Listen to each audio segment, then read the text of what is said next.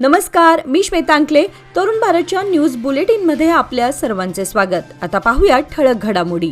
कर्नाटक सरकारने सन्मानाने मरण्याचा अधिकार राज्यात लागू केलाय, ज्यामुळे कर्नाटक हे असा निर्णय घेणारे भारतातील पहिलं राज्य बनलं आहे. या निर्णयानुसार गंभीर आणि असाध्य आजारांनी ग्रस्त रुग्णांना, ज्यांना बरे होण्याची आशा नाही आणि जे जीवनरक्षक उपचार सुरू ठेवू इच्छित नाहीत, त्यांना हा अधिकार प्रदान करण्यात आलाय. हिडकल धरणाचे पाणी धारवाडला देणार नाही, आमचे पाणी आमचा हक्क अंतर्गत आज सोमवारी जिल्हाधिकारी कार्यालयावर धडक मोर्चा काढण्यात आला. बेळगावच्या हक्काचे पाणी धारवाडला पळवण्याचा घाट प्रशासनाने आखलाय, मात्र याला आज कडाडून विरोध दर्शवण्यात आला. जर हे पाणी पळवायची योजना रद्द केली नाही तर पुढील काळात तीव्र आंदोलन हाती घेण्यात येईल असा इशारा देण्यात आला. शहरे असोत वा रेल्वे स्टेशन्स, स्वच्छतेच्या बाबतीत सरकारच्या यादीमध्ये आपलं ग्रामपंचायत का पुढे येत नाही, असं का घडतं, या प्रश्नावर नागरिकांच्या प्रतिक्रिया पुरेशा बोलक्या आहेत.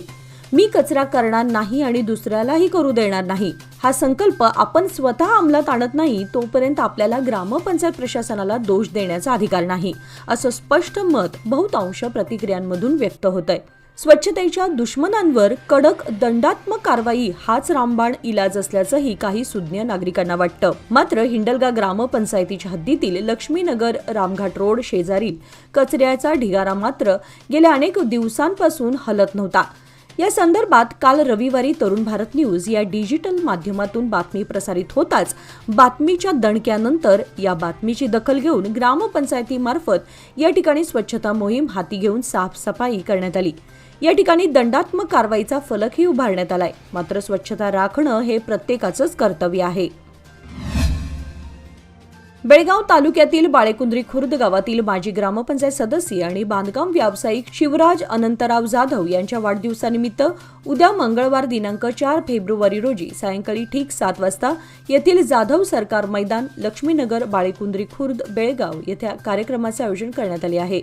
यावेळी सुप्रसिद्ध लावणी सम्राज्ञी गौतमी पाटील यांची खास उपस्थिती लाभणार असून यासाठी जय्यत तयारी सुरू झाली आहे. गौतमी पाटील यांच्या नृत्याचा आविष्कार पाहण्याची संधी बेळगावकरांना उपलब्ध होणार असून या कार्यक्रमाचे लाईव्ह चित्रीकरण तरुण भारत न्यूज या यूट्यूब चॅनलद्वारे थेट प्रक्षेपित करण्यात येणार आहे. नागरिकांना घर बसल्या हा कार्यक्रम पाहता येणार आहे याची नोंद घ्यावी असं कळवण्यात आलं आहे.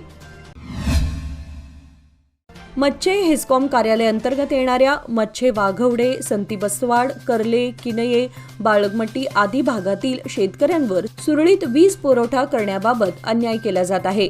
शेतकऱ्यांना दिवसा 7 तास 3 फेज वीज पुरवठा करणं बंधनकारक असताना शेतकऱ्यांना दिवसा 5 तास आणि रात्रीच्या वेळी 10 ते 12च्या दरम्यान पुन्हा 2 तास 3 फेज वीज पुरवठा केला जातो.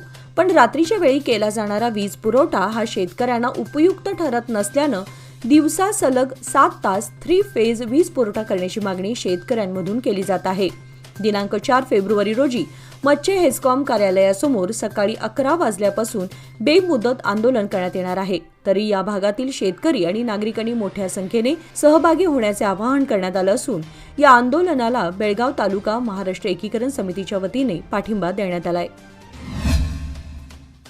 परिवहनच्या ताफ्यात नवीन 2 बसेस दाखल झाल्या आहेत, त्यामुळे इतर बसवरील प्रवाशांचा ताण काहीसा कमी झालाय. मात्र अद्यापही परिवहनला नवीन बसेसची गरज आहे. दाखल झालेल्या बसेस शहरी मार्गावर धावत आहेत. बेळगाव परिवहनच्या ताफ्यात बसेची कमतरता असल्यानं सार्वजनिक बस वाहतूक त्रासदायक ठरू लागला आहे. विविध मार्गावर बसेची कमतरता असल्यानं प्रवाशांची गैरसोय होऊ लागली आहे. दरम्यान परिवहनने राज्य सरकारकडे नवीन बसेसचा प्रस्ताव ठेवला होता. गतवर्षीपासून नवीन 100 बसेसची मागणी होऊ लागली आहे. मात्र आतापर्यंत परिवहनच्या केवळ 20 ते 25 बसेस दाखल झाल्या आहेत. त्यामुळे परिवहनची बस कमतरतेची समस्या कायम राहिली आहे. 2024 मध्ये ऑगस्ट दरम्यान नवीन 3 बसेस दाखल झाल्या होत्या. त्यानंतर आता नवीन 2 बसेस दाखल झाल्या आहेत. टाटा कंपनीच्या BS6 बसेस शहरासाठी सोडल्या जात आहेत. शिवाय आणखी 5 बसेस लवकरच दाखल होणार आहेत अशी माहितीही परिवहनने दिली आहे. विदेशातून लाकडी चिप्स जहाजाद्वारे वास्को एमपीटी येथे येऊन ट्रकद्वारे दांडेली पेपर मिलला वाहतूक होते. गेल्या 4 ते 5 वर्षांपासून लाकडी चिप्स येणं बंद होतं, परंतु आता पुन्हा सुरुवात झाली असून 35,000 टनची पहिली लाकडी चिप्स घेऊन आलेले जहाज वास्को एमपीटी येथे आले आहे. दिनांक 1 फेब्रुवारीपासून प्रथमच वाहतुकीस सुरुवात झाली होती. दुसऱ्या क्रमांकावरच भरण्यात आलेली 14 चाकी ट्रक रामनगर चर्च नजीक वळणावर वेगावरील नियंत्रण सुटून अपघात झाला. सध्या अनमोड मार्ग खड्डेमय असल्यानं वास्को येथून लाकडी चिप्स घेऊन येणारी वाहनांचा माल त्यांच्या केबिनपेक्षाही बऱ्याच उंचीपर्यंत भरण्यात आलेला असतो. त्यामुळे सावधगिरीने गाडी चालवणं आवश्यक असतं. पण निष्काळजीपणाने वाहन चालवल्यास यापुढेही अपघाताची दाट शक्यता वर्तवण्यात येत आहे. शहरातील रहदारी पोलिसांकडून विविध रस्त्यांवर दुचाकी चालवताना सक्तीने हेल्मेट परिधान करण्यासंदर्भात जनजागृती मोहीम राबवण्यात आली. वाढत्या दुचाकी अपघातांच्या पार्श्वभूमीवर दुचाकीवरील हेल्मेट वापराला प्रोत्साहन देऊन अपघातातील मृत्यूचं प्रमाण कमी करण्याच्या उद्देशानं बेळगाव शहर रहदारी पोलिसांकडून हेल्मेट संदर्भात जनजागृती करण्यात आली. KSRP प्रशिक्षण केंद्र कंग्राळी, बेळगाव उत्तर विभाग पोलीस महानिरीक्षक कार्यालय वगैरे विविध मार्गांवर सदर हेल्मेट जनजागृती मोहीम राबवण्यात आली. एकीकडे हेल्मेट सक्तीबाबत जनजागृती करत असणाऱ्या रहदारी पोलिसांनी दुसरीकडे विना हेल्मेट दुचाकी चालवणाऱ्यांना जनजागृती फलक घेऊन उभारण्याची शिक्षा दिली. भर रस्त्यात उभे करण्यात आले होते. त्यामुळे शहरात हा चर्चेचा विषय बनला होता. बेळगाव जिल्हा रुग्णालयात दुर्धर आजारावर उपचार सुरू असलेल्या एका वृद्धाचे शुक्रवार दिनांक 31 जानेवारी रोजी निधन झाले. माधुरी जाधव फाउंडेशनतर्फे माणुसकीच्या दृष्टिकोनातून त्या वृद्धावर अंत्यसंस्कार करण्यात आले. दामोदर चांडाळ वय 70 असं मृत वृद्धाचं नाव आहे. दामोदर चांडाळ यांच्या अंत्यसंस्काराचा प्रश्न असल्यानं आश्रमाचे व्यवस्थापक रावसाहेब शिरहट्टी यांनी समाजसेविका माधुरी जाधव यांच्याशी संपर्क साधला. तेव्हा माधुरी जाधव यांनी तात्काळ आपल्या माधुरी जाधव फाउंडेशनमध्ये कार्यरत आकाश हलगेकर, शुभम दळवी यांच्यामार्फत निराधार महिलेवर अंत्यसंस्कार करण्याची व्यवस्था केली आणि शनिवार दिनांक 1 फेब्रुवारी रोजी सदाशिवनगर स्मशानभूमीत अंत्यसंस्कार करण्यात आले. अंत्यसंस्कारासाठी माजी महापौर तथा सामाजिक कार्यकर्ते विजय मोरे व शंकर कांबळे यांचे सहकार्य लाभले. बेळगाव नगर विकास प्राधिकरण तथा बुडाचे आयुक्त शकील अहमद यांची बदली झाली आहे. त्यांच्या जागी डॉक्टर ईश्वर उळागड्डी यांची नियुक्ती करण्यात आली आहे. बुडा आयुक्तांची तडकाफडकी झालेली बदली चर्चेचा विषय बनला आहे. 2023 साली राज्यात काँग्रेसचे सरकार सत्तेत आल्यानंतर तत्कालीन बुडा आयुक्त प्रीतम नसलापुरे यांची बदली झाली होती. भूखंड विक्री प्रकरणात नसलापुरे यांच्या विरोधात तक्रार दाखल झाल्याने काँग्रेस सरकारकडून तातडीने त्यांची बदली करण्यात आली होती. त्यावेळी शकील अहमद यांची बुडा आयुक्तपदी नियुक्ती झाली होती, पण त्यांनी तातडीने बदली करून डॉक्टर ईश्वर उळागड्डी यांची नियुक्ती करण्यात आली आहे. दरवर्षीप्रमाणे महाराष्ट्र एकीकरण समिती महिला आघाडीच्या वतीने आयोजित महिला मेळावा तथा हळदी कुंकू समारंभ कोनवाळ गल्ली येथील लोकमान्य रंगमंदिर येथे नुकताच प्रचंड उत्साहात पार पडला. मये समिती महिला आघाडीच्या वतीने गेल्या 12 वर्षांपासून सातत्याने दर साल महिला मेळावा म्हणजे हळदी कुंकू समारंभ आयोजित करण्यात येतो. दरवर्षी महिलांना मार्गदर्शन करण्यासाठी विविध क्षेत्रातील मान्यवरांना निमंत्रित केलं जातं. यंदा देखील गेल्या शनिवारी दिनांक 1 जानेवारी रोजी लोकमान्य रंगमंदिर येथे हा हळदी कुंकू समारंभ आयोजित करण्यात आला होता. यावेळी महिलांना कायद्याचे ज्ञान देऊन त्यांचा आत्मविश्वास वाढवण्यासाठी उच्च न्यायालयाच्या धारवाड खंडपीठाच्या ठिकाणी वकिली करणाऱ्या ॲडव्होकेट तृप्ती प्रसाद सडेकर या प्रमुख पाहुण्या म्हणून उपस्थित होत्या.